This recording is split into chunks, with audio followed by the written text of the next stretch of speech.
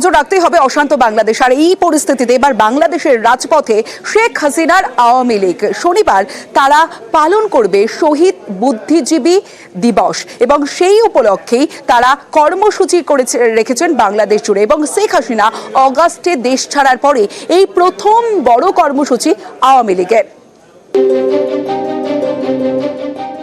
December বাংলাদেশের বিজয়ের মাস। 16ই December বিজয় দিবস, তার আগে 14ই ডিসেম্বর শহীদ বুদ্ধিজীবী দিবস। সেই উপলক্ষে শনিবার দেশ জুড়ে নানা কর্মসূচি নিয়েছে আওয়ামী লীগ। শেখ হাসিনার দলের পক্ষ থেকে নেতাকর্মীদের দেশ জুড়ে শহীদ বুদ্ধিজীবী দিবস পালন করতে বলা হয়েছে। মিরপুর শহীদ বুদ্ধিজীবী স্মৃতিসৌধে শ্রদ্ধা নিবেদন, ধানমন্ডিতে বঙ্গবন্ধু ভবন প্রাঙ্গণে শেখ মুজিবুর রহমানের মূর্তিতে শ্রদ্ধা নিবেদন, রায়েরবাজার বদ্ধভূমিতে শ্রদ্ধা নিবেদন, গোপালগঞ্জের টাঙ্গিপাড়ায় শেখ মুজিবুর রহমানের সমাধিতে শ্রদ্ধা নিবেদন। বাংলাদেশের বিভিন্ন জায়গায় শহীদ বুদ্ধিজীবী দিবস উপলক্ষে আলোচনা সভা। দলের সাংগঠনিক জেলা ও উপজেলা স্তরেও শহীদ বুদ্ধিজীবী দিবস পালনের কর্মসূচি নিয়েছে আওয়ামী লীগ নেতৃত্ব। মানুষের প্রতি দায়বোধ, দেশের প্রতি ভালোবাসা একটা মহলের এখন সহ্য হচ্ছে না।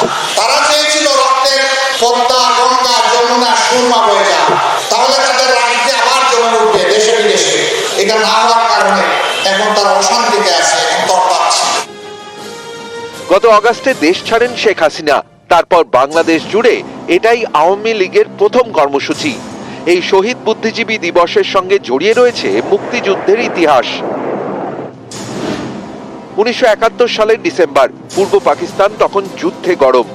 মুক্তিযোদ্ধাদের পাশে দাঁড়ায় ভারতীয় সেনা। পরাজয় নিশ্চিত বুঝে বুদ্ধিজীবীদের টার্গেট করে পাক সেনা।